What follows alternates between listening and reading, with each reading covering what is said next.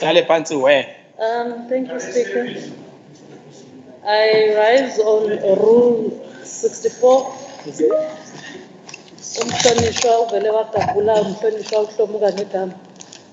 Besicela ede Honorable Hlomuka. Kunjalo mkhathini. Hayi somlomo akuyona inkinga lo. Honorable Hlomuka nomnyango wakhe bagila imkhuba lapha. Kuzofanele sikusho. Kutheke Premier noSomlomo on the 20th of October 2020.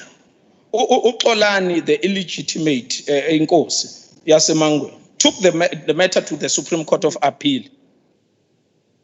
On the 20th of October 2020, the Supreme Court ordered COGTA as one of the involved parties to remedy this situation and remove uXolani and replace him with Umlamuli Mazibuko.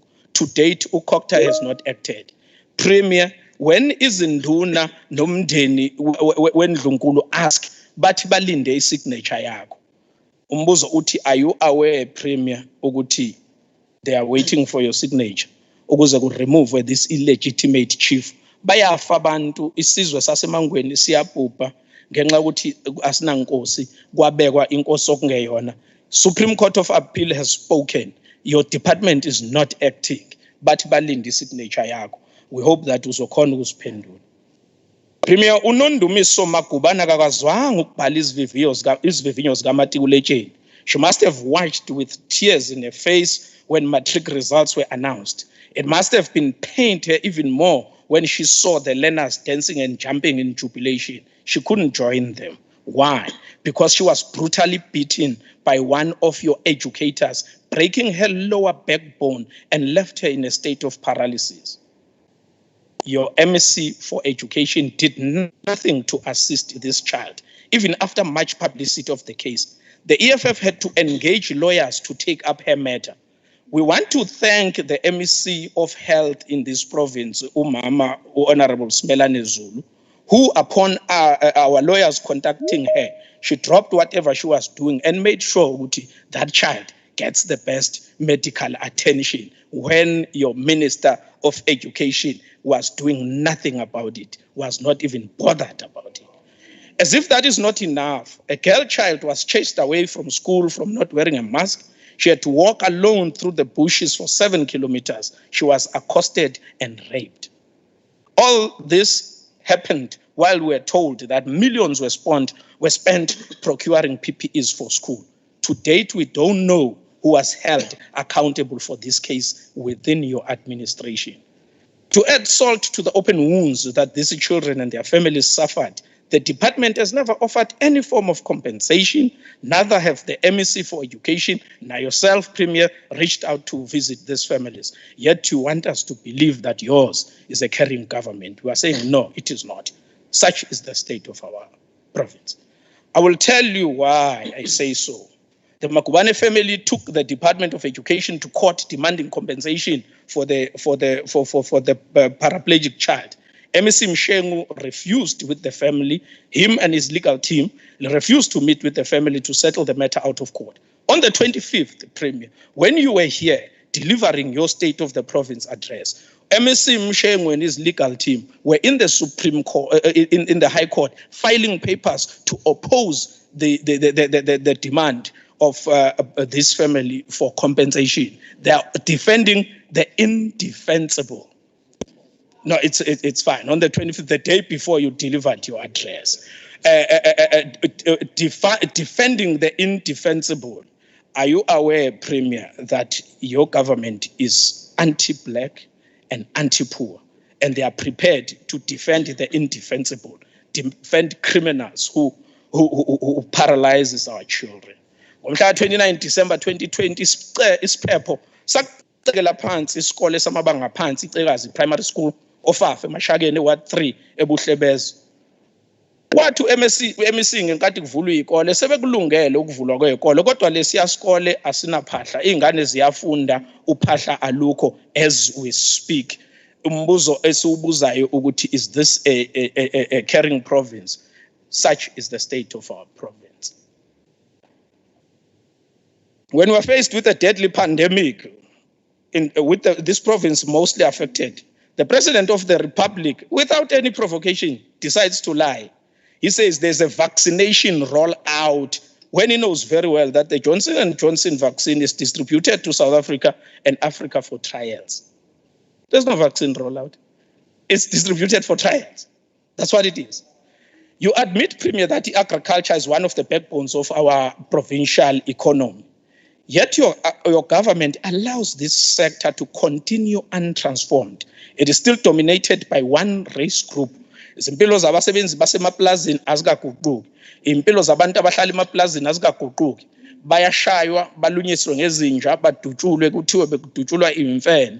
Inkomo zabo zithathwe ziyovalela esikiti. Babulawa imihla namalanga. Kufe umndeni wabelungu lapha eNomandini uhlaselwa zigebengu. Nagijima naba bafushane ninondosi niya lapha ngoba sekufa umlungu. Abantu bakithi bafa mihla namalanga emaplazini. Umbuzo usamileke kuzini owabuzwa uHadebe khona lapha eNomandini ukuthi nibe sabani abelungu. Transform the agricultural industry, which you rightfully agree is the backbone of the economy. Get more black people to participate so our own people can feed themselves. How are you going to do that? By expropriation of land without compensation for equitable redistribution. It's even in the Freedom Charter. Ukuthi niyo actor nini angazi ngoba nisaba abelungu. There's only one thing on which the tempo must quicken. It is the tempo of the fall of the African National Congress. Now that tempo must quicken. Honorable Mkhatshini, ucela ukubiza ilungu elilandelayo elimele iqembu le-National Freedom Party imezuzwini emine, umhlonishwa umnomzane VR Mlotshwa. Mhlonishwa. Somlomo Ndunankulu namalunga. Somlomo mangiqale ngokufisela imbube ngangezwe lakhe kululama okusheshayo. Ngithi sinaye siyameseka inkosi Mgcini. Ngiphinde ngibongela iclass yamatukuletsheni lika 2020 elenze kahle ezimene ezinzima. Ngithi nginakulabo abangaphumelelanga akulahlwa mbeleko ngakufelwa. Ithuba lisekhona abavuke bazithathe. Somlomo umhlonishwa uNdunankulu wethula inkulumo enhle kakhulu nencomekayo. Othi mawuyilalele ikubuyisela ithemba nesifundazwe sakithi saKwaZulu-Natal neSouth Africa yonke. Nakuba kukhona lapho uNdunankulu ubeshishiliza nje wanyanyalata enzela ukudlula eBhambatha. Yebo Ndunankulu kubeke kwakuhle konke waveza noxhakaxhaka lemigwaqo lapha komhlanga Bhalito oluseqopholweni lomhlaba esikuncomayo nokho. Kodwa wakhohlwa mhlonishwa kuba ubuye uphinde ubuke lapha ngakithi nalapha ngakini emakhaya ukuthi imigwaqo ikusiphi isimo. Iqiniso lithi mningi imigwaqo engaphansi kwesifundazwe efile uma uyibheka uyabona ukuthi ayisekho esimeni ibolile iphelile. Nakuba imali yomnyango waka transport ibuye ingasebenzi iphele ibuyiselwe emuva kumgcini mafu. Yonke ke lemigwaqo elandelayo ingiyesifundazwe ile ebizwa ngamaphini. Lapho thukela ngomgwaqo osuke eBergville oyesandlwana. So kuneshumi leminyaka nangaphezulu uloke waba njalo. Imoto encane ayihambi inhlobo njoba sikhuluma nje. Hoye Situlwana nayo imoto ayihambi iqobo. Hoye Green Point emalotha ayihambi. Hoye Zinyonyana, hoye Gangatwe, yonke lemigwaqo Ndunankulu uma ungafika kuyo ungafike ubone umhlolo kuyona. Umhlonishwa umshengi ngimthumelele izinto akakaphenduli. Imoto ahambi njoba sikhuluma njengoba sikhuluma njengamanje. Lapha emkhanya kude emtubatuba kunomgwaqo osuka kwaSomkhele oyemvutshini. Uyaziwa kuhambeki njoba sikhuluma njengamanje.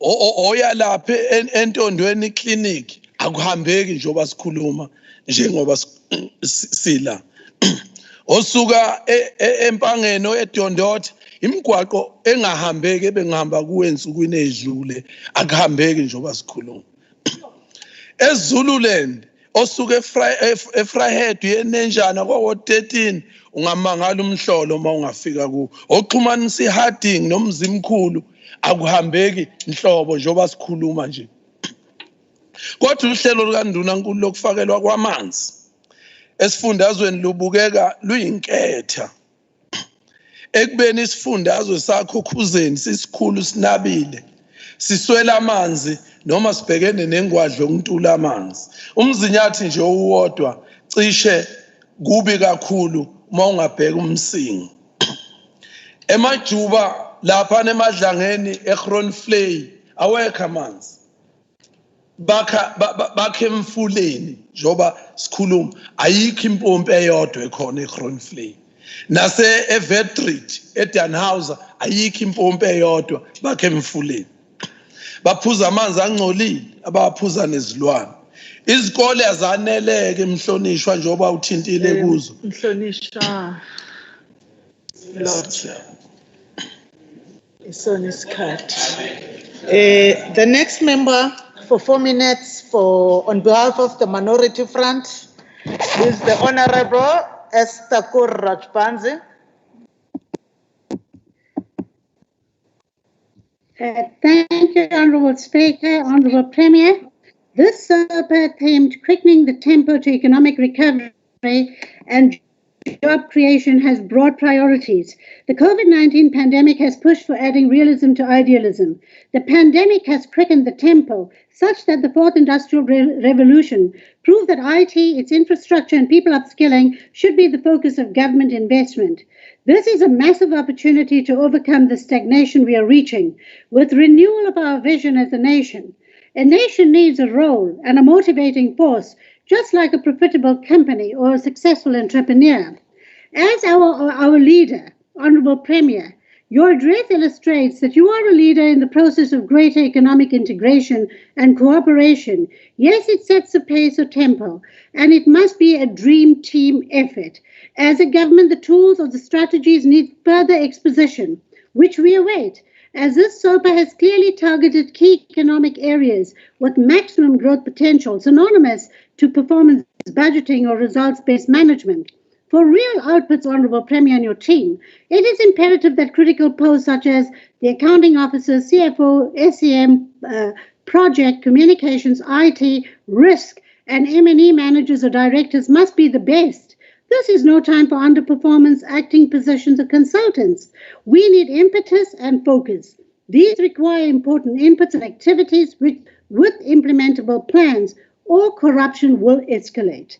The strengthening of departments with legal advisors, researchers, economists, green specialists are invaluable to value chain management or development, labor relations and human resource development to streamline over-bloated organograms need tempo, Honourable Premier, especially in health and education. It's important to have more ground workers like doctors or educators rather than deputizers. A case of good versus bad strategy means that whether we are to achieve NHI or consolidate the boards, we need to increase the tempo in overcoming the obstacles. It is said that strategy is never quitting until you win.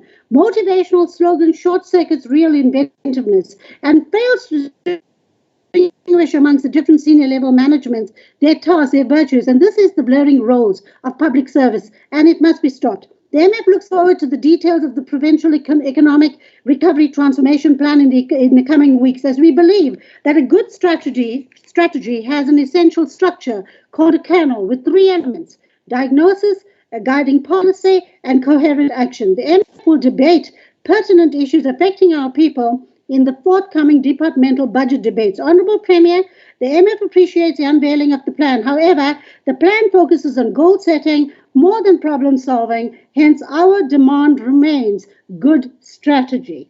Thank you.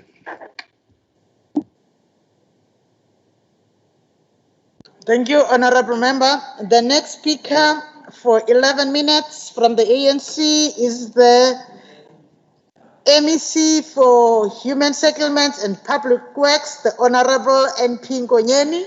Thank you very much, Honorable Speaker, Honorable Premier, and colleagues who are present here in this sitting.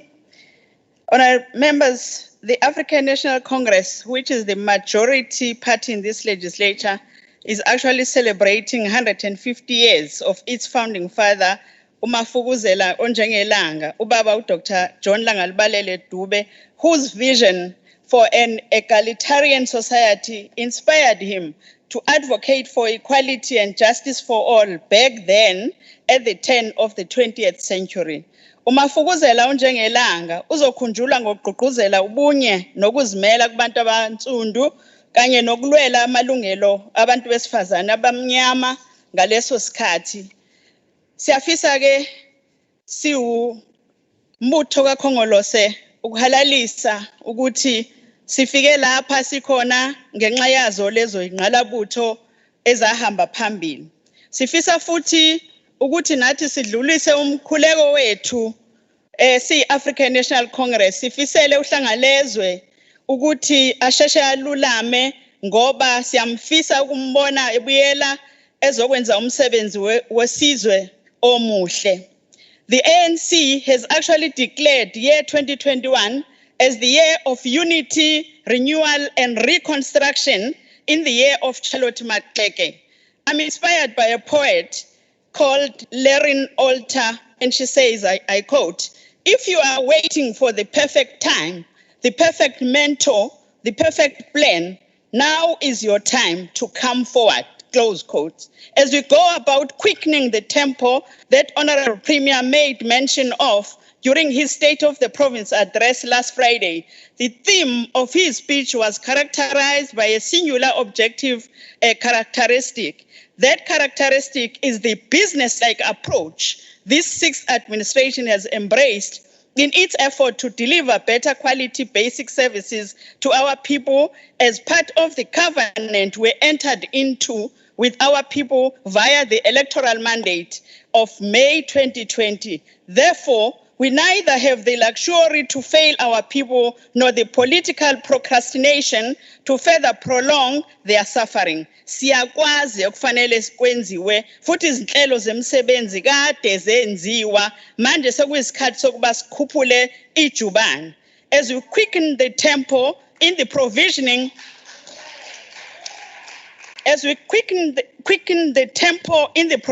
of basic service delivery, we should see tangible results in social transformation. Therefore, as the Honorable Premier pronounced during the State of the Province address, this ANC-led sixth administration has begun to become very serious in ensuring that the provision of basic services happens speedily with minimum interruptions. Now is the time to come forward, through promoting teaching and learning in KwaZulu-Natal province. Recently, we have noticed a remarkable improvement in the KwaZulu-Natal National Senior Certificates from 76.2% in 2018 to 81.3% in 2019. And in 2020, we are proud to mention that we achieved 77.6% despite the difficulties brought about by the COVID-19 pandemic. And the process for installation of boreholes in schools where there is no water supply is already underway, especially as the country is fighting the COVID-19 pandemic. Yile African National Congress ekwazi ukucabanga lokho, asifake nama-boreholes ukuze abantwana bethu ezikoleni bakwazi ukuphuza amanzi. Now is the time to come forward. Let us quicken the tempo. The people of this country have entrusted the African National Congress with the responsibility to work with them in building a better life for all. Over the course of history, the ANC has lived up to this responsibility. Honorable members, we applaud the Department of Health in their innovation regarding the rollout of field hospitals. All hospitals were done on record time, And it is pleasing to record that we were able to use part of that budget to improve the permanent health infrastructure in the province of KwaZulu-Natal. And these improvements are registered in areas such as Wentworth, Clearwood, and Gwelezane hospitals, to name but a few. In an area of psychosocial services, our program on the absorption of graduate social workers for the next 3 years is being finalized. And support services for victims of gender-based violence and femicide were extended to all 8 Tutuzela care centers, 94 sub-centers, and 14 crisis care centers. And we are also extending the scope of the Department of Social Development to go beyond social welfare services and incorporate actual social development programs. And this move will go a long way in promoting self-reliance and people empowerment, and link with the existing programs such as localized bioeconomy. It is only this ANC-led government that has actually paid attention to something called bioeconomy. There is no other previous governments that have done that. We are promoting. We are also promoting One Home, One Garden as propagated by the Department of Agriculture and Rural Development. We're promoting awareness on gender-based violence and femicide through the installation of street pole advertisements in taxi ranks, as well as the distribution of GBV stickers to taxi drivers and commuters in partnership with Santaco. The message of the ruling party is unambiguous in emphasizing that ending gender-based violence and femicide in all its forms is integral to the social and economic progress of our nation. Now is the time to come forward. Let us quicken the tempo to fight unemployment. When the ANC announced the economic restructuring and recovering plan in October last year, we indicated that we need to undertake decisive reforms in order to stimulate new investments and job creation, in order to begin to build a new, more inclusive economy, even in the midst of COVID-19 pandemic. Our call to fight youth unemployment is yielding results. Recently, we officiated in the graduation ceremony of 450 young men and women from across the province who were trained in various skills, including hair care and beauty, business administration, hygiene, cleaning learnerships, and many other artisanry skills in December from all these academies. And the 2 youth development academies in Umlalazi and Umhlabuyalingana suggest a replicable model as we quicken the tempo. And another youth development academy in the South Coast will start operating later this year. And through the expanded public works program, which remains one of the largest public employment programs in the world, this ANC-led government has coined another program, which is referred to as Siyazenzela, which is aimed at empowering and skilling young people, women, people with disabilities, and Liberation War veterans. Their first assignment will be the refurbishment of school furniture, such as desks for resale back to the school or donation in general, and the skills acquired through this training program will assist them to start their own enterprises or even improve their employability. The same model is extended to the clothing sector, where they may supply government with supplies such as workwear, professional uniform, hospital linen, PPE, and school uniforms. Honorable members, government intervention programs such as EPWP are a catalyst for learning and skills acquisition. We have begun the process of rolling out public employment programs that will offer greater work opportunities for marginalized groups, especially women and other vulnerable groups, as I have already mentioned. And this aligns well with the recently initiated provincial war room on job creation, which is presided over by our Honorable Premier.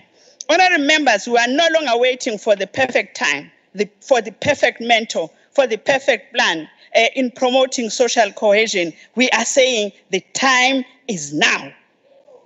And to date, we have managed to reach 240 community tournaments, festivals, clubs, and organizations, which with equipment and attire to stage small local tournaments. Whilst the COVID-19 pandemic lockdown restrictions made it difficult to our athletes to participate in sports, the department hosted a KZN virtual run, which attracted 5,900 young people.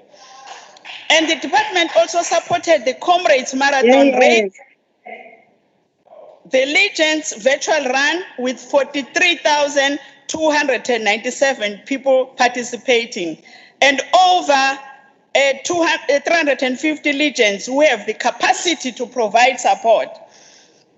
Abantu bakithi bayazuza ngemibhidlango esiyenzayo suhulumeni uka-African National Congress, futhi basazozuza. Sithi kubona bangalahli ithemba ngoba lo hulumeni oholwa ukhuzeni uPremier wethu uSihlezi Kalala wenza isiqiniseko sokuthi kuyasetshenzwa. Siyabonga.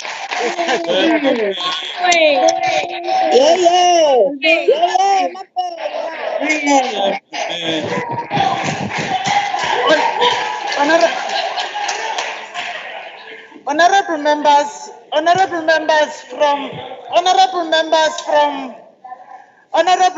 from the virtual platform, I would advise you that whilst you cheer on your own members, also do not defocus them from their own time. I am now calling upon the next speaker, which is disruptive. on behalf of the ATM, Honorable Fraser, disruptive. the Honorable M.E. Pagati. Thank you, Honorable Speaker. ATM iyamukela inkulumo kaNdunankulu ayikhiphe ngolwesihlanu oludlulile. Kakhulukazi ngoba uchazile wathi o-MEC bonke bazobuya neplan epheleleyo yokwenza kona. Kodwa ke uSpeaker uvuke ekseni usubhalelwe abelungu ispeech uzokhuluma ngathi awuzwanga ukuthi kuthiweni. Asivume ke Speaker ukuthi asiphinde I must be protected, Speaker. Hold the time. It was at 17. Honorable Pagati, heckling is allowed, but when they drown you, I will come and protect you. Don't pay attention. Continue. Honorable Rogers, don't drown the speaker on the podium when you are heckling. I am protecting you. Continue, Honorable Pagati. Thank you, Speaker. Asiphinde Speaker, si joyine bonke abahlali bakwaZulu-Natal ekufiseleni uhlanga lomhlabathi ukululama okusheshayo. Sawuqhubeka njalo sithandazela uhlanga lomhlabathi nomndeni wonke wendlunkulu ukuthi baphile bephephile ngaso sonke isikhathi. Honorable Speaker, the Premier gave us 5 priorities of his government during this financial year. Siyavumelana kakhulu si-ATM nalokhu aze nakho. Kodwa sifuna ukukubalula ilokhu kumele silwe nalolu bhubhane kungathi azange siqale. Ngoba lolu bhubhane lenze abantu bakithi abaningi balahlekelwa imisebenzi. Kwaphinde kwaba khona imizi evalwayo ngenxa yalolu bhubhane. Honorable Chief Whip of the Opposition, you are out of order. You can't take a call inside the house. You can't.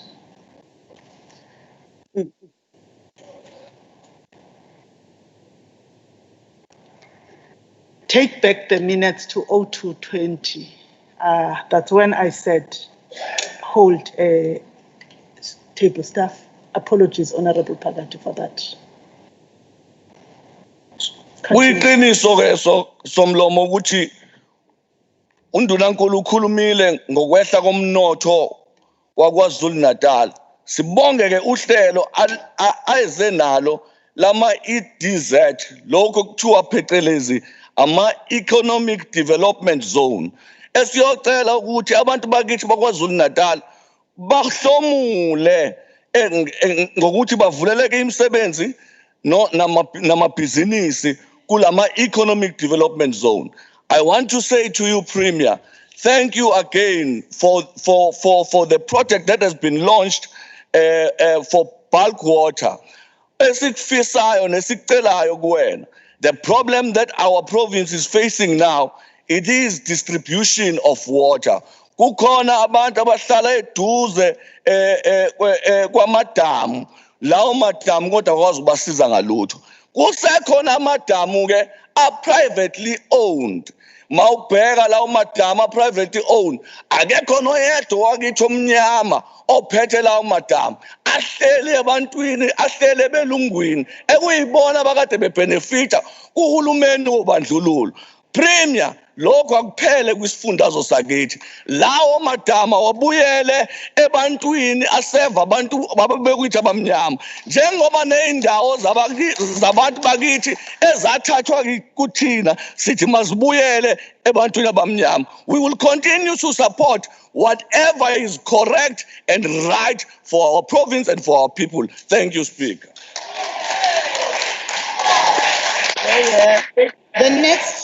The next member. Bamgwengile lo. 4 minutes. Bamgwengile msayiniseni membership form lo. On behalf of the ACDP. Msayiniseni membership form lo. On behalf of the ACDP, for 4 minutes is the Honorable S.E. Manqele for 4 minutes. Amen. Greeting you, Speaker, the Premier, executive members, and all protocols. ACDP is praying for His Majesty King to be well and to be healed in the name of our Lord Jesus Christ. Premier, ACDP welcome your Sopa, presented last week. However, we want to highlight few things in a point form, which we think it would be vital for you to look at it. The first one, it's about the School of Maths, Science and Technology in Lamese. We appreciate that. But our concern, which we don't know whether it's true or not, is that there are fees in that school, about 42,400 per annum, which amounts at 3,854 per month. We are not sure whether is that true. If it is truth, we've got a concern that not of all our people who are going to benefit from the school, only those who will be affordable to benefit of the school. What can be done about that? In terms of social development and social cohesion, Premier, if it is true that the COVID-19 will remain around for a long period of time, we as ACDP, we believe that more funds should be prioritized to build more classrooms, to accommodate social distancing, and the employment of more educators. 2 old schools, like Kotibe High Schools in Mkanyamute at Ntubatuba, which was built in 1970, and there are still classes which are utilized by educators of 1970.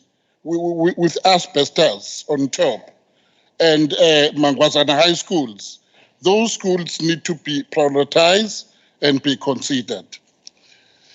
Again, Premier, to fight the fear, trauma, depression, and loneliness from COVID-19 related patients who feel isolated since they are not allowed to be seen and visited by the members of their families and churches.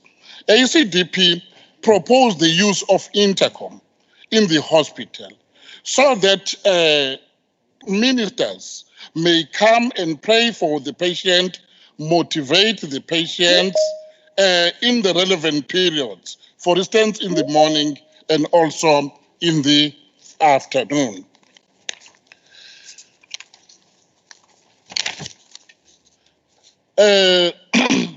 ACDP takes very serious the issue of the municipalities. Premier, if the municipalities are failing, it will not always be the incompetency of the officials. Sometimes it's because of the political leaders who grab power and mislead the officials to exercise unofficial resolutions, which leads into disclaimers. Finally, then the municipality is taken into Section 139. So officials need protection from such leaders. May I thank you.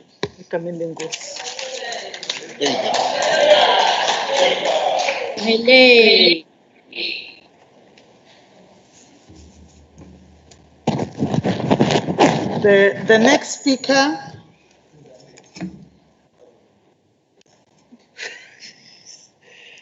The next speaker on behalf of the ANC for 10 minutes. Thank you so much, is Honorable the Speaker. Chair of Chairs, the Honorable S.A. Duma. Thank you so much, Honorable Speaker, once again for affording us this nice opportunity. Let us also thank our Honorable Premier. What you presented last Friday, Honorable Premier, was so big that it comprehensively dealt with the generational mission. It must be implemented as a matter of urgency. I think Honorable Pile and Honorable Nkonyeni have just dealt with some of the fundamentals which were elevated at the level of head by Honorable Smelane Zulu. We agreed in principle that this speech was so in a high proportional manner so others couldn't comprehend it. In fact, put it the other way, the Sopa required to be imbibed by circumcised mind and was in higher proposition, and the likes of Honorable Mwango Khoza couldn't comprehend it, unfortunately, because it was structured in that way. Unfortunately for them, they were compelled to debate this Sopa debate using a common sense, which we all are aware is the common sense, is the lowest form of thinking. So you can't deliberate on such matters using the common sense. They must go to congruent elements so that they could understand some of the issues. I'm going to sharpen the issue of contradictions later, not now. Honorable Khoza is saying that Julius must swim with the sharks. Julius can't even swim, unfortunately. Julius must hunt with the hyenas. Julius can't even hunt. Such contradictions, but maningi, unfortunately, the issue that was said by Honorable Khoza, that are just fallacious, but is compelled, is duty bound, just even to use theoretical and figurative speech. So let me also highlight some of the fundamentals, Honorable Speaker, that were elevated by our Premier, Honorable Cousin. Coronavirus pandemic has had a knock-on effect on the global, national, and local economy. It must be understood in that way correctly. It is not like the issue of Yaganongoma Mpangazita Babu Zwagel. It is a global matter.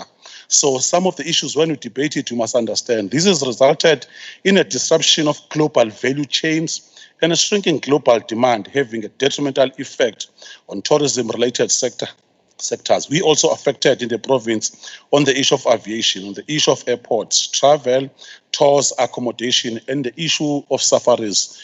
The speech dealt well how you're going to address some of the new imbalances. The Premier elaborated and expatiated on the new concept, even on the issue of stimulus. Government debt has increased to 82.8 of GDP in 2021, a rise from an already high level in 2020 of 78.8, and is expected to further increase in 2022, 85.7. South Africa unemployment rate increased to 30.8 in 2020, up from 28.7 in 2019. We are highlighting these matters so that it will be understood what are we going to do with what has been said already. Inflation fell to 3.3% in 2020 against the backdrop of low demand, but is expected to rise to 3.9% in 2021, an increase to 4.3% in 2022.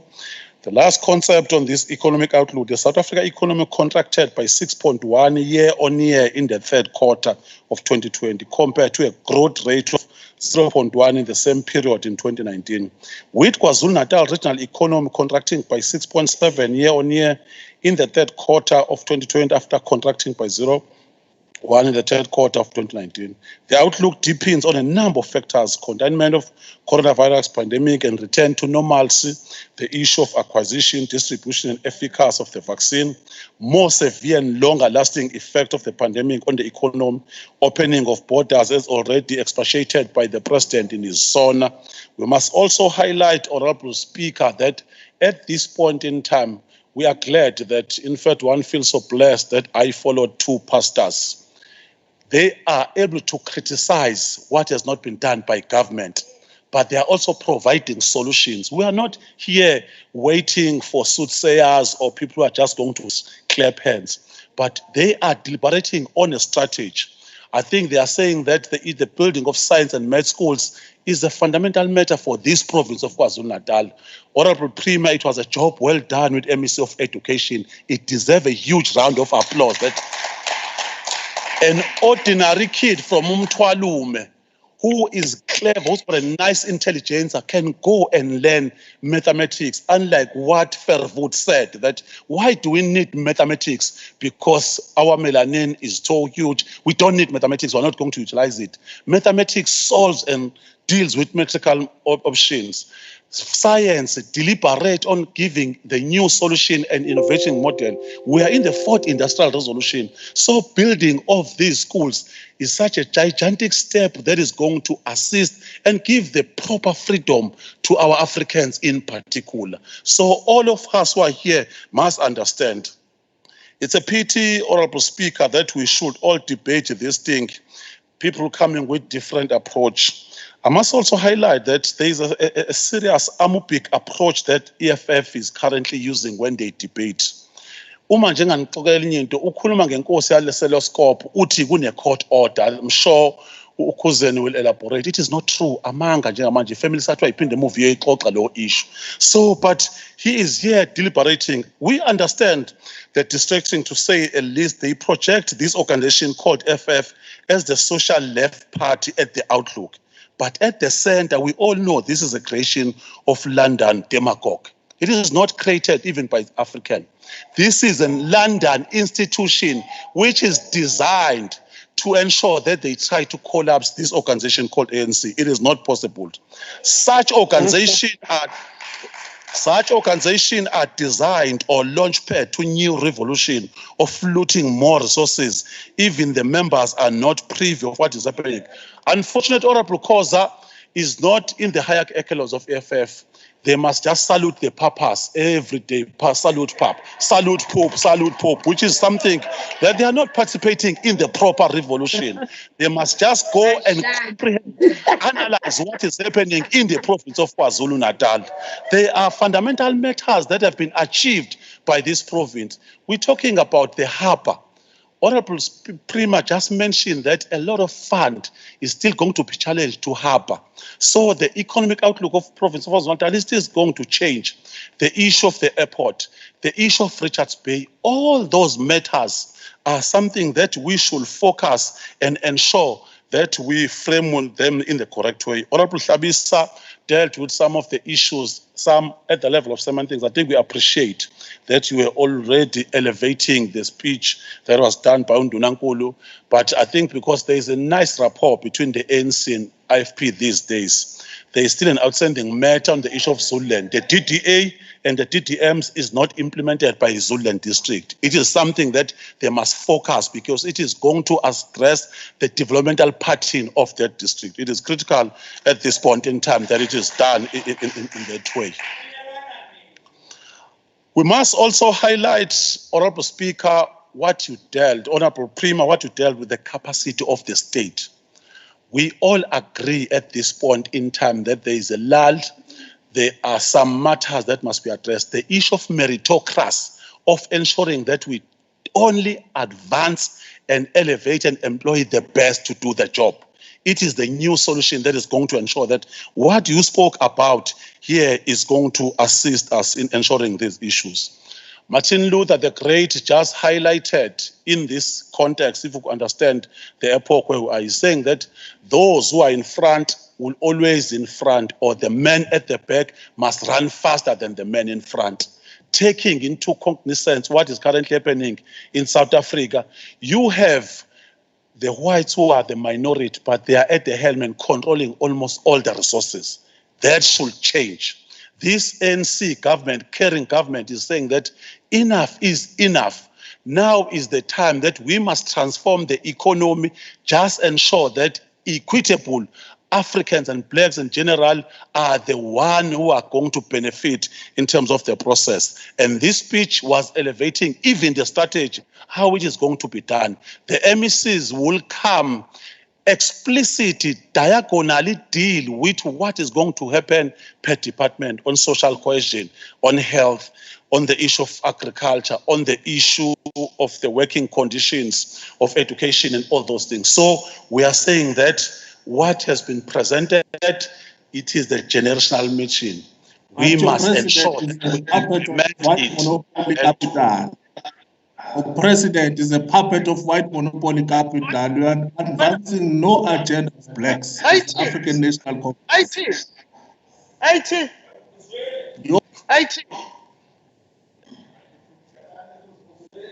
It's a puppet, that one. It's forming coalition with the DA as we're speaking. IT. Madam Secretary, I am looking. This is not a member of this house. No. Deal with that. And forward the report. We cannot have that happening in this house, in this province. Continue, Honorable Member. Apologies to all of you, Honorable Members in the House and the citizens of KwaZulu-Natal and the Republic. I had 38 seconds left, Honorable Speaker, Yes. if we can just... Siyabonga somlomo, ngifisa ukuthi si-highlight enye into ebalulekile evezwe uNdunankulu. I-issue yabantu besifazane, issue yabantu abaphila nokukhubazeka, issue ye-youth, athi it is going to be the focal area as from now onwards. Abantu ekufanele bahlomule kuzona zonke ezenziwayo. Sicabanga ukuthi ke lokho if ungase ukuthi ke ama department officials understand this vision ebekiwe uNdunankulu ayithathe to the T. Kuyoba lula ukuthi izinto akade bekhuluma ngazo abahlonishwa zokwakhiwa kwamadamu amakhulu njengomkhomasi, zendaba zokulima nokuthi abantu abafana nathi ngokwebala bakwazi ukuthi bangene emnothweni ziyokwenzeka provided siyas understand sonke isimo nespeech esibekwe uNdunankulu siyoba isisombululo esiyokwenza ukuthi into yethu ihambe kahle ize ivision yethu ihambe kahle yonyaka u2021. Siyabonga kakhulu Somlomo.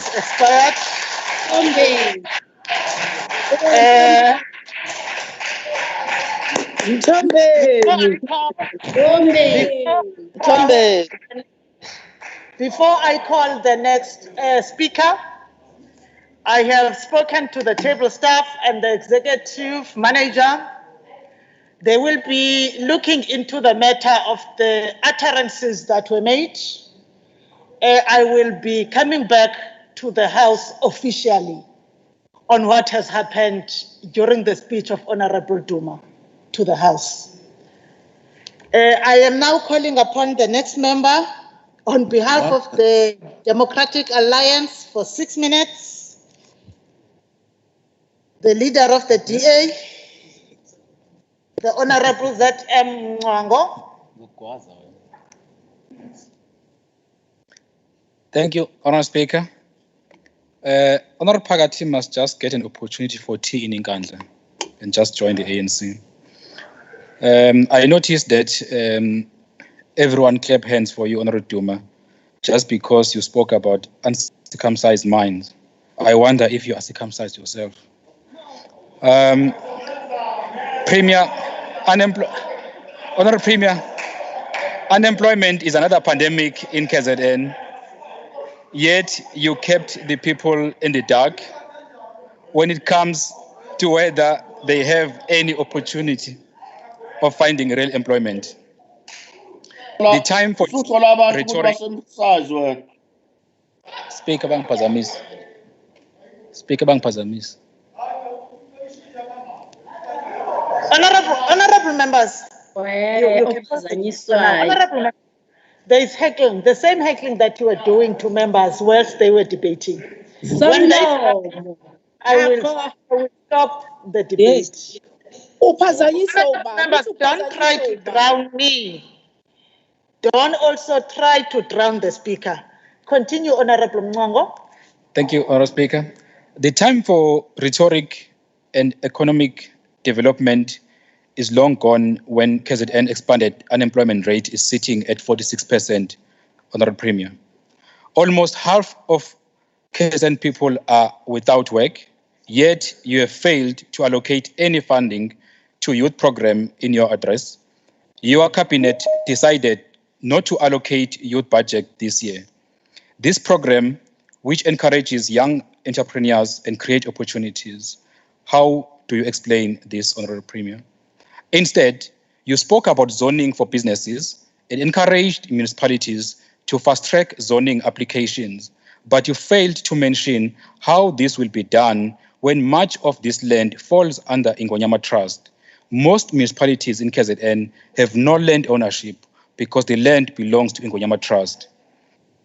And you spoke about the so-called business forums, which threaten projects and demand work, of which, unfortunately, it destroys our provincial economy. I agree with you, Honourable Premier, that they only want money, not to work for it. But you have also admitted, you should also have admitted, it is all done by Amatela Ngokubona, which is part of the ANC faction called RET. Maybe you should ask RET leaders like Ace Makashule and Jacob Zuma to help you and engage these forums. When it comes to education, Honourable Premier, as the province experienced a drop in the matric results, you failed to present a proper plan on how KZN will get back on track and deliver a quality education, one where learners leave matric with valuable skills. Our schools and our children remain in dark, many without electricity and water. Meanwhile, the ANC continues to talk about fourth industrial revolution when only 110 out of 6,200 schools in KZN have proper internet access. That is a shame, Honourable Premier. Premier, you failed to address the fact that your MEC of Education is currently juggling two critical portfolios, not because he is weak, but because it's difficult to manage two important portfolios. Maybe it's high time, Honourable Premier, you quickly appoint an MEC for transport and community safe. This is not a time for internal battles, and you need to act. This is particularly relevant in light of the province's massive issue of taxi-related violence and other forms of crime. Maybe it's time not to dance around, maybe just appoint Honourable Duma, will support you. Lifestyle audit, Honourable Premier. Premier, you spoke about lifestyle audit every year without fail. The song was started by the former Premier Willis Mchunu in 2018. Now you always make excuses as to why the delay, but it's simple. Look at Western Cape. They were able to do it successfully. The issue of Izinduna payback remained the elephant in the room. At the end of the day, there's an outstanding debt of 1.4 billion, which must be paid. The question remains, who must pay and when? You also failed to tell us, what are you going to do about the killings of Izinduna in this province, except that you are putting a team together? Why you have ignored the DA's request to launch an investigation into this matter? When it comes to public works, our Premier, you indicated that the department was unable to meet its payment obligations to contractors, service providers, and municipalities within 30 days deadline committed by your government. This has resulted in a tremendous hardship for many of small contractors who were brought into the system through empowerment programs like ASC's Contractor Development Program.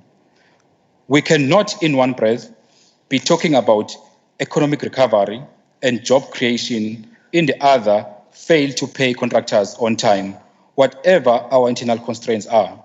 Premier, this is unacceptable. You must address this matter with the relevant MEC. You did not properly address the very real issue of crime in our province, ignoring the fact that most of the people do not feel safe while there is little trust in our police. You did this while recently quarterly crime statistics for KZN for the period of October to December 2020. Honorable member. Hlala phansi. Ngisene minute. The next speaker. Uspenda ukukhuluma nge-circumcision. Usuyahlola ukuthi usokiwe yini imncango. The next speaker for 10 minutes is the leader of the official opposition, Honorable V.F. Hlabisa of the IFP. Honorable Speaker, with regard to Honorable Duma on the matter related to Zululand District, I will be available to be engaged outside this house so that we take the matter forward. Honorable Speaker, the IFP welcomes the intervention to rehabilitate the industrial parks in Wastebe, Ezakeni, and Matateni. The IFP was right in developing these industrial parks, and the IFP has always maintained that SMMEs and cooperatives are the way to go and the backbone of a developing economy like ours. Whilst measures to upgrade the Margate and Pietermaritzburg airports and develop a new airport in Mkuze are good initiatives, Honorable Premier. One would like to know, why is Prince Mangosuthu Buthelezi Airport in Ulundi getting sidelined in all these developments? Honorable Premier, during the State of the Province address in 2020, the Premier committed that the Duet Trade Port will provide 810 Wi-Fi hotspots at 405 selected sites across the province. This has not happened, Honorable Premier.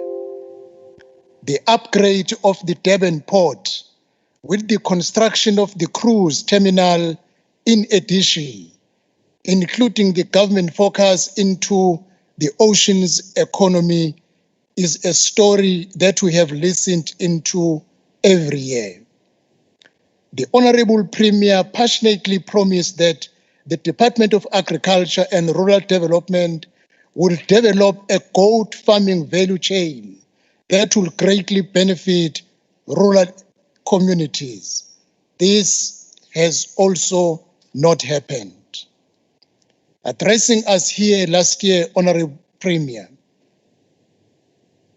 the Honorable Premier directly committed to His Majesty the King that the Isandlwana Heritage Project was getting off the ground, but up to now, nothing has happened. The Premier reported that he had instructed the Justice Crime Prevention Cluster to put an immediate stop to the illegal acts and works with the communities to put behind bars all those engaged in the acts of sabotage in destroying water infrastructure in Oku. This has not happened. Instead, the acts of water infrastructure sabotage has escalated to Uthukela, Ilembe, King Cetshwayo, and other areas. Honorable Speaker, allow me at this juncture, on behalf of Inkatha Freedom Party, to express our gratitude and congratulate the matric class of 2020 in our province for a job well done. This class achieved against all odds. Congratulations are in order, Honorable Mshengo, as the political head. We also congratulate the educators, non-teaching staff, parents, as well as the department. The IFP salutes all the 253 educators and 38 non-teaching staff who succumbed to COVID-19 while in the line of duty. Having congratulated the department, Honorable Premier, the top 10 of KwaZulu-Natal 2020 matric class reflected badly and left much to be desired. Good enough, there is Colombe Cynthia Obono Eyoyo, an English home language speaker, but the entire top 10, none is a Black South African Aboriginal. After 27 years of freedom in our country, this should not be the case. The unequal terrain in the education sector, as reflected in that those who have access to online learning will always outweigh the previously disadvantaged. Honorable Premier, this needs an urgent turnaround plan. The state of our roads in the province, especially in the rural areas, in the township, is in a bad state. Gravel roads are unmaintained, potholes are not attended, and many roads, Honorable Premier, remain uncompleted, especially the blacktopping one, which takes more than 10 years to finalize. At Hlabisa, we do have the P451, which has taken too long to finalize, as well as in other parts of the province. Honorable Speaker, the Premier also promised the rehabilitation of the poultry industry in Cato Ridge. This is good news indeed. The question remains about why was the poultry industry in this area was allowed to shut down in the beginning, resulting into hundreds and thousands of jobs that got lost with this closure. South Africa entered into trade agreements with USA and Brazil, which agreements allowed these two countries to send their cheap poultry products to South Africa. For as long as these trade agreements are in place, the poultry industry in South Africa will always suffer, and it finds itself unable to cope with the remnant cheap import sent to South Africa through these agreements.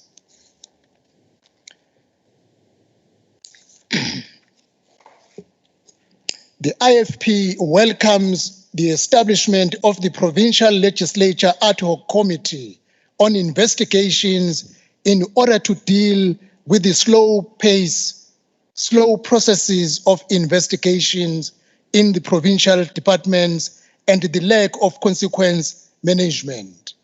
The IFP proposed this committee and was seconded by the ANC at the committee, resulting into the unanimous agreement by the House. We appreciate the effective, non-compromising leadership of the chairperson of this committee, Honorable Meki Gavenda. This is the kind of leadership oversight we need in order to get things right. Honorable Premier, you spoke of the province having to move away from synonymity with irregular, wasteful, and fruitless expenditure. Unfortunately, irregular expenditure of this province is getting worse.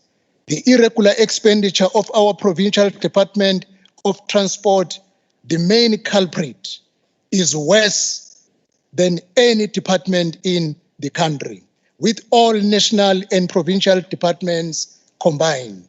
This is a matter that must be given a close attention.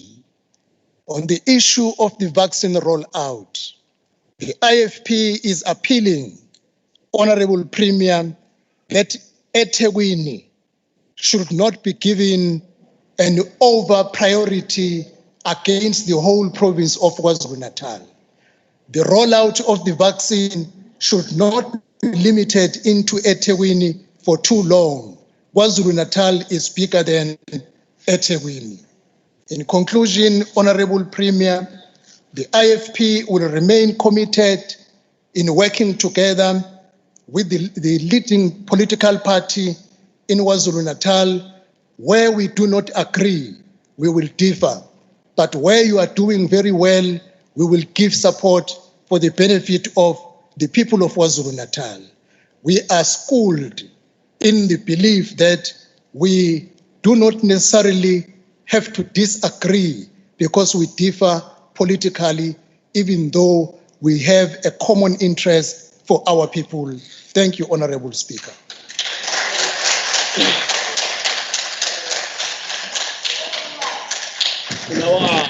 The next.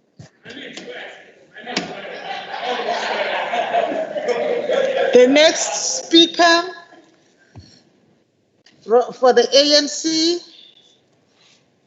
is the MEC for Education, Honorable K.I. Mshengu, for 13 minutes. Thank you so much, Honorable Premier, Honorable Speaker, Honorable Premier, Honorable members of this House. Madam Speaker, Honorable Khoza stood in this platform and called us a Marcella. And we could have called an order, but we chose not to, because we understand that we carry a greater responsibility as genuine leaders of society. We understood that people must distinguish between well-meaning people and those who want to abuse their emotions. He also further stood here to tell lies about the plight of a learner at Ubulinga in Bergville and said the Department of Education has not acted. The Department of Education has suspended the educator in question. It has assisted the family to open a criminal case against the educator. It has actually worked with Department of Health to provide healthcare services for the learner. Yes, of course. What we're disputing, Chair, Madam Chair, is a letter from the former Secretary General of EFF, Godrich Gadi, claiming 65 million from the department, saying that he is representing the child. That, Honorable Chair, we are going to dispute. Honorable Premier, in your candid account to the province of KwaZulu-Natal about the state of the province, you summoned all responsible citizens that this year we must quicken the tempo to unite all our people in their diversity and to revive hope in our common future. The Premier further reported that the Provincial Executive Council, the Khutla, agreed that this year our strict focus and energies will be on 5 priorities, amongst which is building social cohesion, fighting crime and corruption. 27 years into democracy and freedom, the agenda of building social cohesion remains an elusive one. The injunction by the Freedom Charter that South Africa belongs to all who live in it continue to be disrupted by harsh realities we face every day. Amongst the foremost disrupting realities is the fact that most of the beneficiaries of colonial apartheid have neither forgiven nor accepted the ethos, values, and expectations of the democratic era. Like in one of the most famous tragedies by William Shakespeare, the tragedy of Hamlet, which depicts Prince Hamlet and his revenge against his uncle, who had murdered Hamlet's father in order to seize throne, he said, "I am thy father's spirit, doomed for a certain term to walk the night, and for the day confined to fast in fires, till the foul crimes done in my days of nature are burnt and purged away." In the quest of building social cohesion, we still walk, work, and interact with the spirits of the colonial apartheid ghost that is doomed to walk the night whilst confined to fast in the fires during the day. We know that these spirits of colonial apartheid will proclaim freedom and democracy during the day, even more than the architects of democracy, whilst during the night, these spirits work harder to restore apartheid past in honor of their forebears. Therefore, we must fully appreciate that the rapidly emerging incidents of racism and racial intolerances are not a mere accident, but a reflection of the now spirited agenda to reverse the gains of freedom and democracy, because some people still don't subscribe to the idea of peaceful existence of us as a people with no regard to race, color, or creed. A typical example of the work that these perverted spirits is the abuse of farm workers, which can only be correctly understood in the context of domination of white superiority complex in the minds of the conservatives and unrepentant. To them, farm workers are nothing but slaves whose lives start and end with hard labor for the benefit of the master. The incident of demolition of Mnguni House in Ward 4 of Vryheid, Mr. Premier, without any court order, should be the last incidents to happen. The fact that some police officers accompanied the farmer to commit this crime constitutes the gross miscarriage of justice. We are also aware of the complaints that some police officers make it difficult for farm workers to open cases of criminality against the farmers. To express the feeling correctly of the affected communities, they feel the police are on the side of the abusers. Mr. Premier, I want to assure you and the people of KwaZulu-Natal that the police management is handling this matter internally, and the preliminary report will be given to you before Friday. The abuse of farm workers in a number of areas across the province will receive an uninterrupted focus from the law enforcement agencies. Equally, the law will grind against the killing that happens to farmers as well as farm workers. Mr. Premier, there can be no social cohesion when some of the people of KwaZulu-Natal cannot have access to water, whilst others enjoy unfettered access to water. We agree that the government must accelerate provision of water to the people, but we must also agree that we need to deal decisively with the issues of the private dams. It cannot be that most of the farmers will have access to water for all purposes, but their communities, their workers, and the surroundings are denied such a basic human need. Honorable Premier and Honorable Speaker, in its 2021 January 8 statement, the People's Movement correctly instructed us to build social cohesion and said, and I quote, "We need to address the way in which access to wealth, land, education, employment, and opportunities remain skewed according to race, gender, and class." This instruction is a stark reminder that social cohesion will not be achieved through endless summits and hope of people's goodwill. The fact that the wealth and the land of this country still reside in the hands of the minority to the total exclusion of the majority, the fact that the quality of education still follow the wealth and the resourced, that employment and opportunities still accrue to a particular race and gender, all these point to the direction that the road to social cohesion remains tedious. All these realities in turn feed to the white superiority complex and the association of privileges with whiteness, and in turn disrupt the resolution of the national question, which is really about who really belongs to South Africa.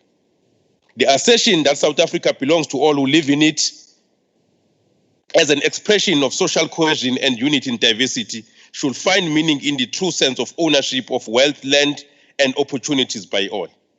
As we quicken the tempo to recover or to recover the economy and create jobs, we must end socio-economic exclusion of the majority of the people and end it now and by all means necessary. There can be no social cohesion when wealth still accrues to the minority whilst the majority swim in absolute poverty, hunger, and underdevelopment. Your directive, Mr. Premier, that government should use its buying power to deliberately empower the majority through resourcing and buying from cooperatives and SMMEs should be welcomed and celebrated by all. We must unashamedly enforce all the policies that seek to restructure the economy as we recover from the bruising effects of COVID-19. COVID-19, like the 2008 World Economic Meltdown, has proven wrong the proponents of neoclassical economy who propagate deregulation and less involvement of the state in the economy and the markets. Today, governments of the world are called to save the major industries, and we must not miss the opportunity to intervene in the interest of the people as a whole. It is time we become bold in directing and disciplining the capital. Mr. Premier, the ANC January 8 statement further assessed that, and I quote, a united and cohesive society requires that we end exclusion, segregation, and marginalization that is experienced by people with disabilities. We need to confront discrimination, prejudice, and violence directed against women, children, elderly, and members of the LGBTQI+ community. Everyone must act in solidarity when we see injustice, and we must individually and collectively hold accountable those who choose to discriminate and exclude. Gender-based violence and femicide remain antithetical to social cohesion.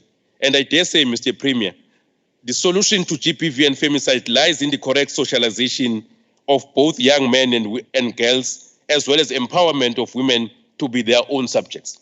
In her seminal book titled The Second Sex, Simone de Beauvoir correctly points to the challenges that we must confront in socialization of women and men. She asserts that women are not born feminine but shaped by 1,000 external processes.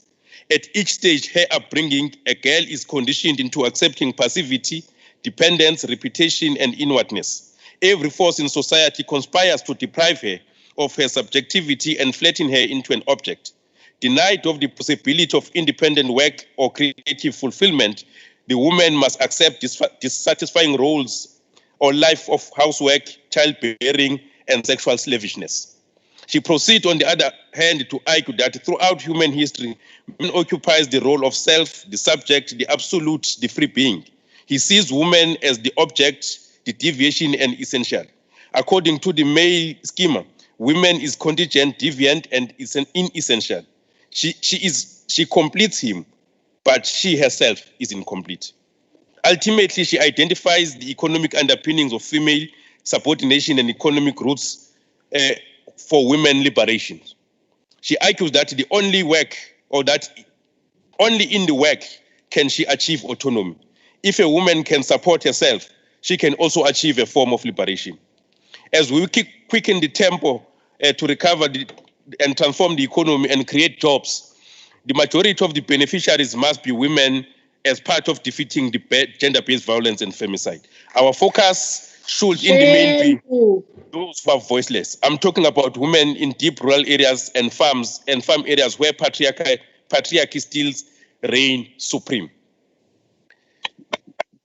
Mr. Premier, we must continue to quicken the tempo in the fight against crime and corruption. The law must grind against any form of criminality. We must take the battle against crime from village to village, street to street, corner to corner, house to house until all the criminals are eliminated. Whilst we call the police to double their efforts in fighting crime, we need also to remind our communities that our safety is also in our hands. We need to assist the police by giving them necessary information, stop harboring criminals, and stop being a market of stolen goods. We also need to unite against the killing of police officers.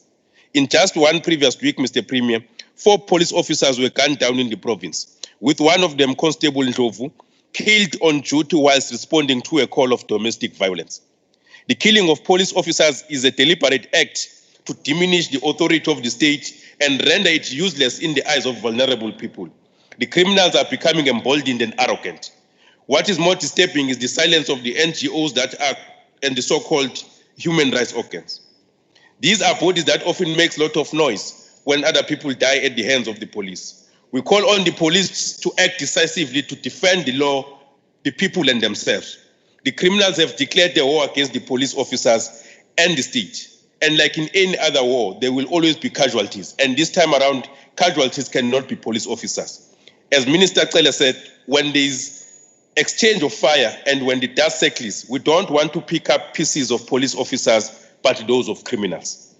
Mr. Premier, corruption is a cancer that corrodes the state capacity to deliver what is due to the people. Therefore, the tempo must quicken in dealing with all forms of corruption and malfeasance in government at all levels. Government must show no mercy to anyone who will feel transgress the prescripts of the law. Your time has expired. Thank you.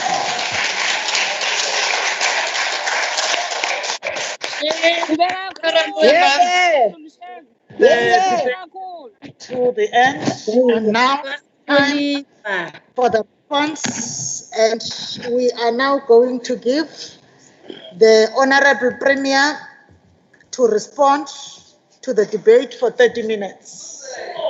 Thank you. Honorable Speaker, honorable members of this House, as we stand up, we say Malibongwe. In the year of a pioneering woman who was called, and I quote, the mother of the black freedom in South Africa. We remember her selfless service to our nation. We recall her words where she said, and I quote, this work is not for yourself. Kill the spirit of self. And do not live above your people, but live with them. If you can rise, bring someone with you, close quote. This is what propels us as the ANC-led government. We will ensure that we live with the people and ensure that they are the ones who benefit from socio-economic transformation agenda we are pursuing.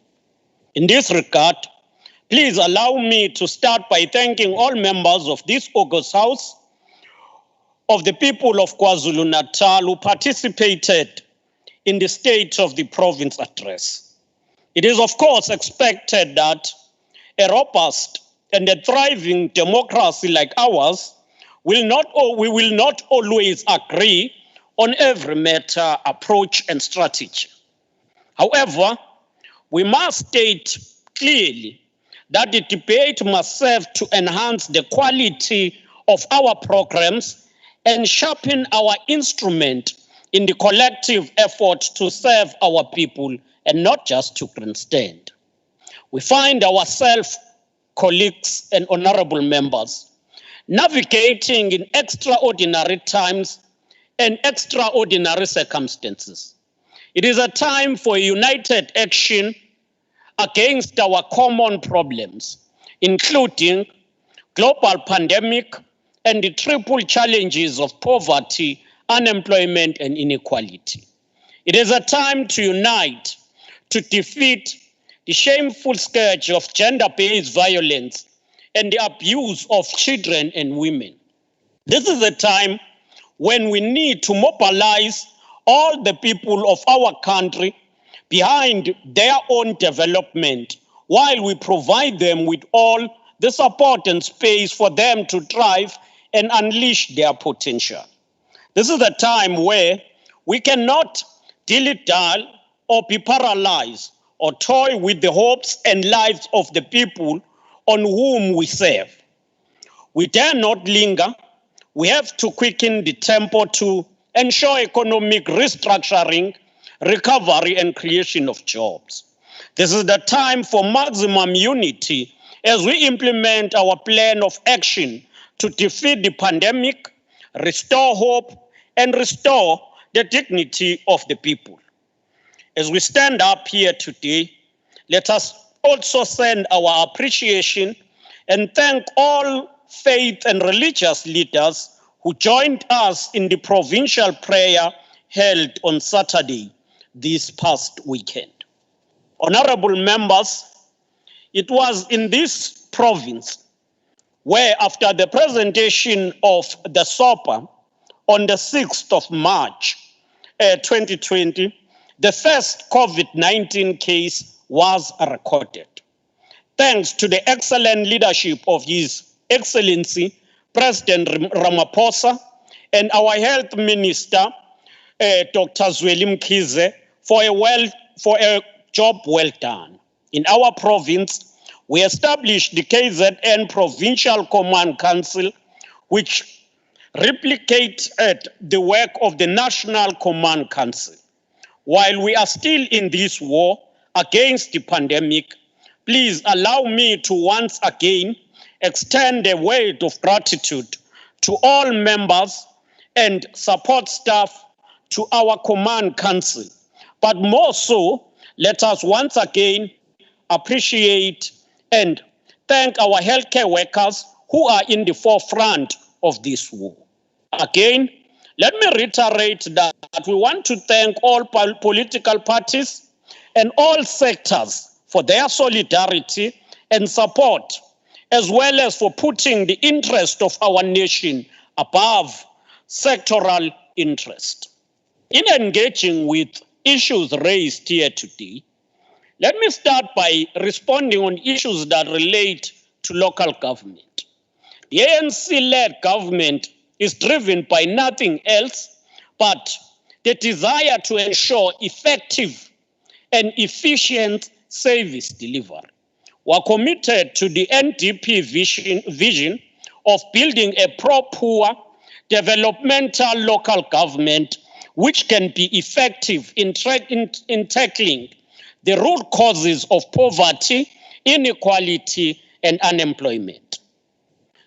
There are, honorable members, 9 municipalities that were placed under administration in June 2019. And these were Mpofana, Msunduze, Richmond, Uthugela, Inkosi Langalbalele, Umzinyathi, Endumeni, and Abaqulusi. In June 2020, the province lifted the intervention in Endumeni due to a successful recovery and a turnaround in this municipality, and then we remained with 8. However, I must say, this only happened after the collapse of the IFP and DA coalition, leading to the ANC taking over, and the municipality was thereafter stabilized. I must report that in Emadlangeni, the Provincial Executive Council placed Emadlangeni under administration in August.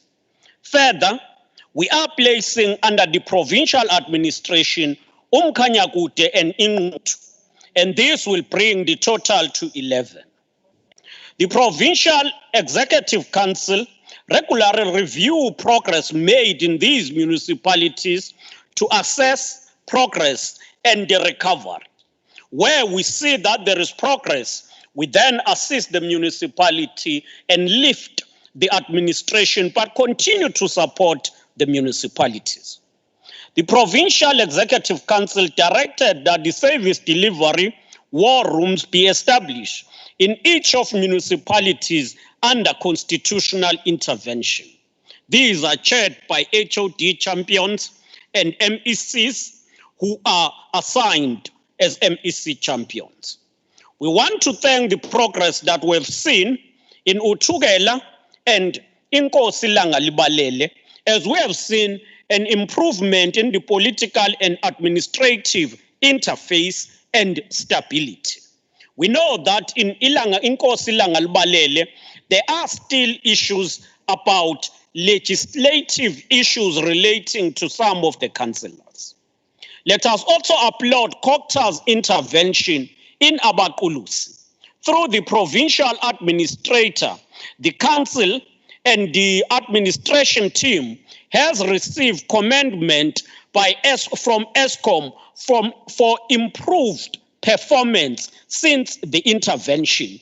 Isikweletu Abaqulusi municipality bebesowisha to ESCOM siyangokwehla manje since the administration siyakhokhwa manje than before.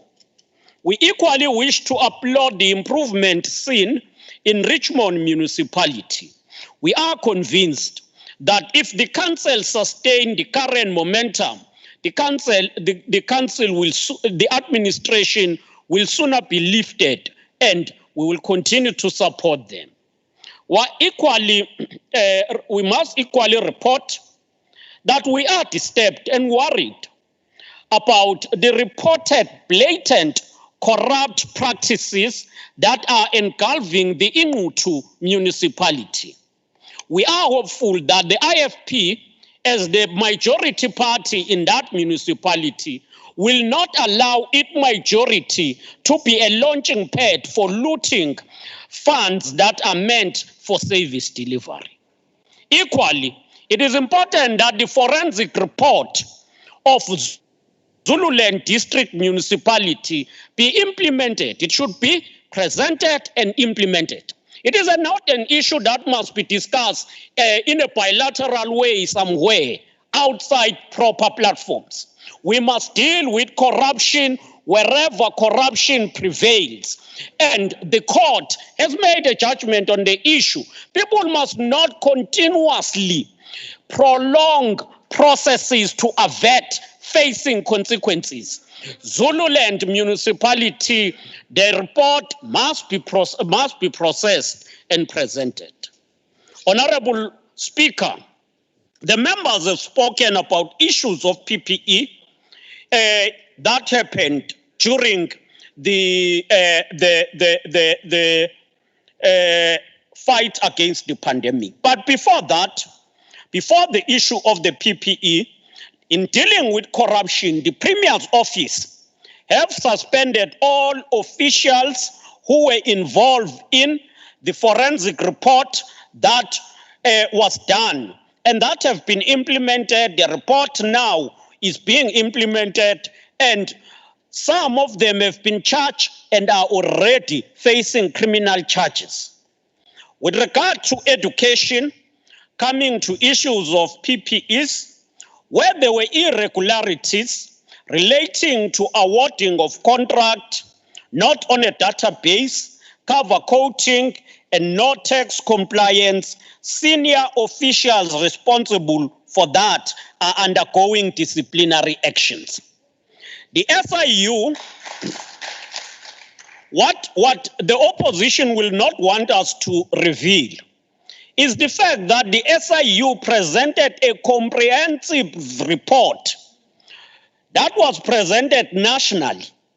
In the report about education in KwaZulu-Natal regarding water tankers, the SIU found that the department was not responsible for that, and it said that those allegations were not correct, and the investigation was closed. And that's what they will not want to hear. The provincial treasury has cleared the department from allegations that it procured at the maximum or higher prices compared to what was prescribed by the national treasury. In fact, the audit by the provincial treasury actually indicates that the department saved over or more than 380 million from its procurement. Social development, we dealt with the investigation on the issue of blanket and PPEs. And thereafter, 12 implicated officials were subjected to the disciplinary actions. One of them passed on and one resigned. The rest are subjected to the disciplinary action. We must hasten to report that we are not going to allow any of them to come back without exhausting disciplinary process, and we have said that the process must be expedited.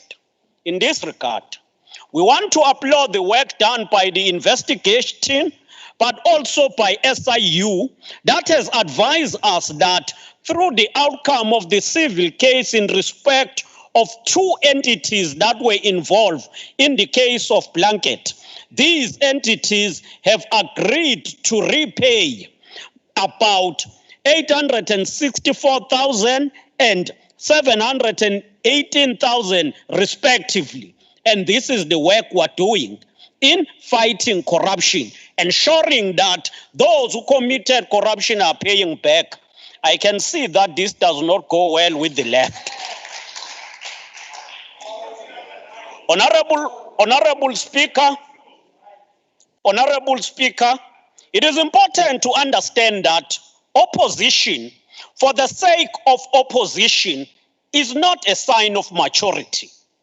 Opposition for the sake of opposing only limit opportunity. It also undermines the understanding that we need to share amongst each other and the perspective that we would want to drive. Maturity will prevail with the recognition of fundamental truth and appreciating shortcomings. And as government, where there are shortcomings, we are willing to accept. But where opposition is done for the sake of opposition, that is not helpful. Honorable Pillay, thanks for affirming that the economic reconstruction and development must be pursued with vigor and determination, and for spelling out the interventions that are being done. Honorable Smelane Zulu, I think, clarified issues of health and the fact that those who think that the Dr. Pilsi Ka Isaka Seme Hospital is far from being opened. No, you are living in your own world, honorable member. The hospital will be opened before June this year. What we cannot do is to persuade you out of your own world where you would want to believe your own lies. We are not going to help you with that. Honorable Hlabisa, he deliberately employed the ever-known opportunism of divide and rule, and just portraying as if it is wrong to nominate the Cubans Health Brigade, and that will amount to undermining our own health workers. No, we cannot, but we appreciate them. We are the first to appreciate them. We have even in all moments and always ensure that we support them and appreciate the work they are doing. It's just that if we nominate them, we will be nominating ourselves. But we cannot separate doctors from healthcare workers. We cannot nominate them because they are not a brigade. They are not a unity, but they are a cohort in the public servants. This is sheer opportunism. He then comes and says there is nothing new. There is nothing new for him, because for him to report about the progress we are doing in the clothing and textile SEZ is not important, because it is an advancement that will create jobs for people, and it must not be seen done because it is led by the ANC. Let's not oppose each other for the sake of opposition. Page 10 to 13 spelled out all investments that are coming to KwaZulu-Natal. Most of them, except one, Ubuhle Towels, are new. An honorable member, Honorable Hlabisa, comes here to mislead the public and say we said nothing that is new. We were detailed to specifics. Companies that are establishing themselves in KwaDukuza, all of them are new. Welma, that is establishing itself in Richards Bay, is new. I met them just December 2019, when we were in Singapore. We never reported about them. And for Honorable Shabisa, it should not be reported because it is an achievement under the ANC-led government. Opportunism is not going to help you, Honorable Member. Honorable Mwanga comes and say, yeah, the vaccine rollout is not clear. Let's help you say the rollout of the vaccine is clear and the people are registering. We are grateful to the healthcare workers for the approach and the response they've shown. There is a report about the e-procurement tool. It has been finalized. Those who want it, we are going to give it to the ad hoc committee in the next meeting. Honorable Koza, it does appear that there is a lack of capacity to understand and comprehend issues. We progress with building the capacity of the state. When we report about the KwaZulu-Natal Strategic Infrastructure Development Agency, you then quote China and tell us about China because you don't want to applaud KwaZulu-Natal ANC-led government for leading in the development of an infrastructure agency. You must accept leadership. It is wrong to come here and masquerade as if you are a representative of Emangweni and the traditional leadership in the area. Don't, because you are unfortunately getting and politicizing an issue that is well handled by the family. You are nowhere from that family. We can no longer go back, revert to the tactics of politicizing traditional leadership. Let us keep traditional leadership as an institution that helps all people irrespective of where they belong politically. And you are wrong in this. This is opportunism. Maybe let me help you, sir, honorable members. On stock theft, 630 kettles have been recovered since the stock theft operations were implemented. And 230 suspects have been arrested. We are reporting for a period from the 26th of August to date. And this includes the whole of KwaZulu-Natal, in particular, Utukela district. I must say that a member comes here, Honorable Speaker, he masquerades as if he represents farm workers or farm dwellers, then he will go back to eThekwini and stay there. We can report with authority. We've been in Upongolo. We've met with farmers in Abaqulusi, in Edumbe, in Newcastle. We represent the farm workers and farm dwellers. We are meeting with their provincial organizations. So it must be clear who represent the poor. The motive forces of the revolution remains one, and that is the African National Congress. I want to agree, Honorable Mlochwa, that the province is wide and we cannot be able to provide everything at once. And thanks for appreciating that. And we will continue to ensure that available resources are well utilized, and we take note of issues you have raised. Of course, building and working together will be appreciated, Honorable Rajbansi. Honorable Nkonyeni, thanks for unpacking the programs that empowers our people, including Siyazenzela program.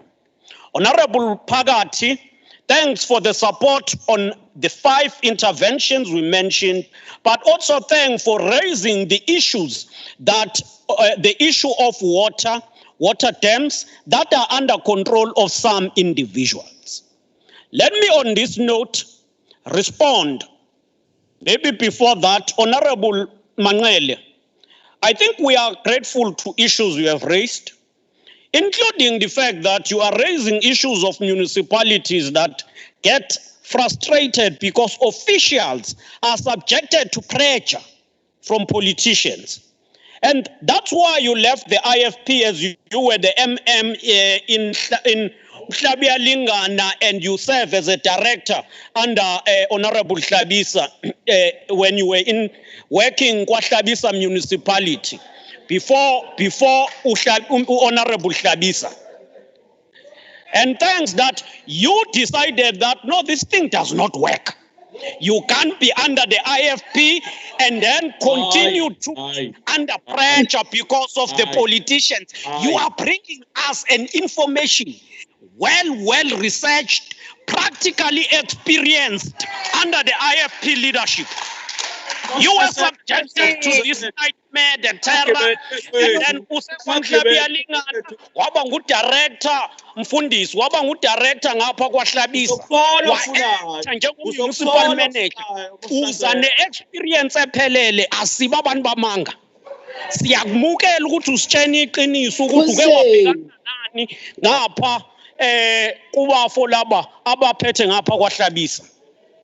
Honorable Duma, thanks for emphasizing that in engaging with issues, we must be objective and critical. We must deal with issues as they are. Honorable Mshengu, thank you for raising the issue of the farm workers and the support we must provide to police. Honorable Mwanga comes here. He then says, no, we are wrong when we were saying that we never ran short of space and bed capacity. He then says, and misconstrue that with the fact that healthcare workers were overburdened. We have said that healthcare workers in all institutions had to work overtime, and we applaud them. But he comes here to misconstrue that only to shift the focus from the reality. And the reality is that private sector hospitals are the ones that were less capacitated, and he cannot speak about that because he can't speak against neoliberals. He then comes back here. He comes back here, possible for the last time as a leader of the DA, representing the neoliberal agenda, and claiming that we are not clear on what will be done. Unfortunately, those who will replace you next month will be with us and will enjoy our report on what we will do. The unfortunate part of you is that you have been used to advance the interest of liberals, white males in particular. You are leaving this house having not spoken even a word against the abuse of farm workers by white farmers. You have never said a sentence about land expropriation that must be given to Africans. I'm sure that when you are seated alone, starting your failed political journey, you will be honest to accept that. You will be honest. You will be honest to accept that yours was not only a valueless leadership, but was a disgrace to a black child in this country.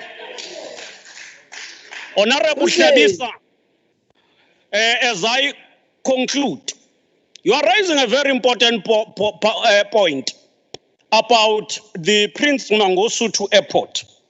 It was funded back, I think it was around 2013. It was funded, and it was funded direct by Treasure. And what we are working on, we're not deserting it.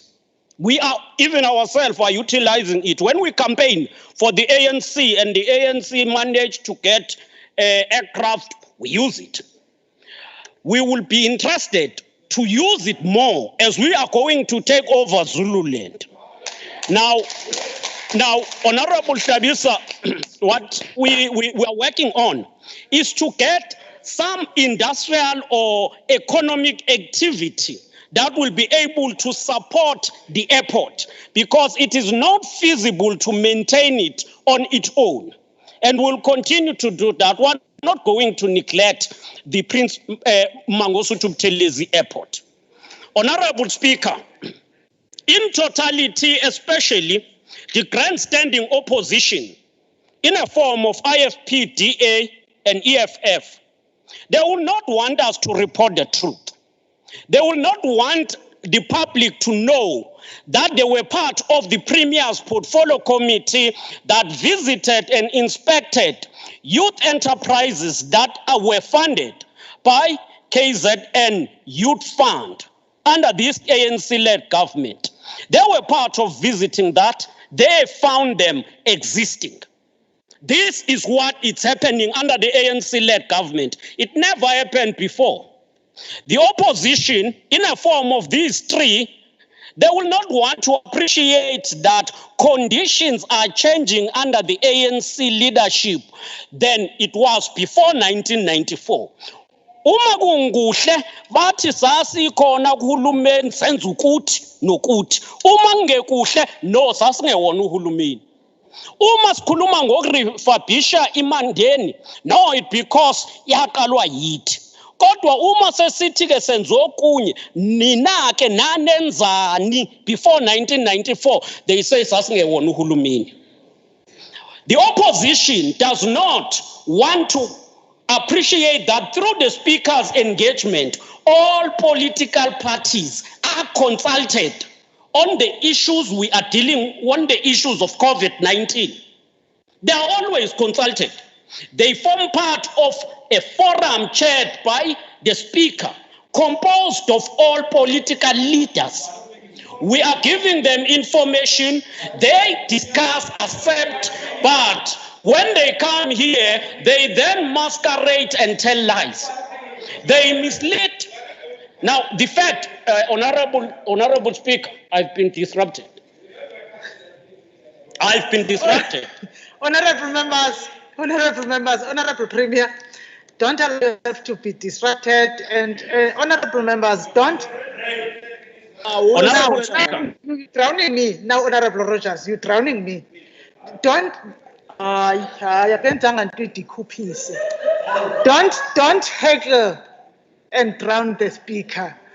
Move the time back. We will give the premier the seconds that he had. You had about 6 seconds. No. Honorable Premier. There were 43 seconds. Honorable Premier, at the discretion of the speaker, conclude your remarks, sir. The dishonesty by the opposition make me as a premier to ask a question. What compels me to honor the forum where we are briefing political leaders if they are so dishonest? I'm asking whether I should continue to do that or not. And I think, Honorable Speaker, we will continue to do that for your sake.